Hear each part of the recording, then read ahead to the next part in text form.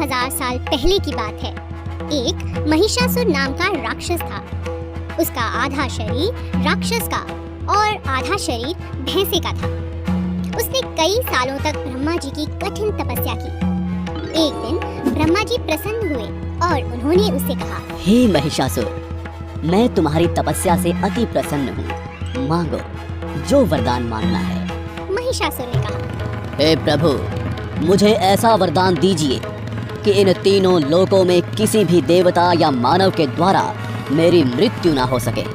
ब्रह्मा जी ने हंसकर कहा, ऐसा ही होगा।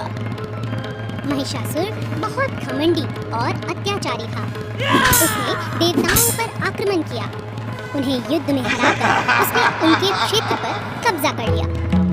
सभी देवता महिषासुर के उत्पात से बहुत परेशान हो गए। वे सभी मिलकर ब्रह्मा जी, शंकर जी और विष्णु जी की शरण में गए।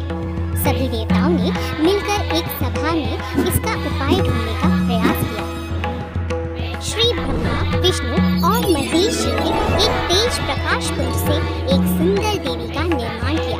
इसी देवी को सारी दुनिया आदि शक्ति माँ दुर्गा के नाम से जानती है। सभी देवताओं ने माँ दुर्गा को सभी प्रकार के अस्त्र शस्त्र से सुसज्जित किया। शंख चक्र, गदा, त्रिशूल, धनुष बाण इत्यादि अस्त्रों को धारण कर वे महिषासुर की नगरी की ओर चल पड़े। जब महिषासुर को उनके बारे में सूचना मिली तब वह उनसे मिलने के लिए ललायत हो रहा था। महिषासुर ने देवी के सामने विवाह का प्रस्ताव रखा। माँ दुर्गा ने कहा, हे असुरराज, मुझसे युद्ध करो। यदि तुम ये युद्ध में मुझे जीत लिया तो मैं तुमसे अवश्य विवाह करूंगी। महिषासुर ने देवी से कहा, मैं युद्ध के लिए तैयार हूँ। महिषासुर और माँ दुर्गा के बीच युद्ध प्रारंभ हुआ। महिषासुर काम, क्रोध, मद, लोभ और मोह के अधीन हो चुका था। उसका विवेक नष्ट हो चुका था। दुर्गा माँ और महिषासुर के बीच 10 दिनों तक घमासान युद्ध हुआ।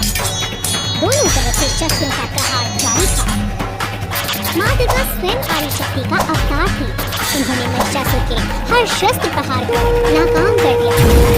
अंत में 10वें दिन देवी माँ ने महिषासुर का वध कर दिया और देवताओं की रक्षा कर ली। सभी देवता अति प्रसन्न हुए और माँ दुर्गा पर पुष्प बरसाने लगे। उनकी जय जयकार करने लगे।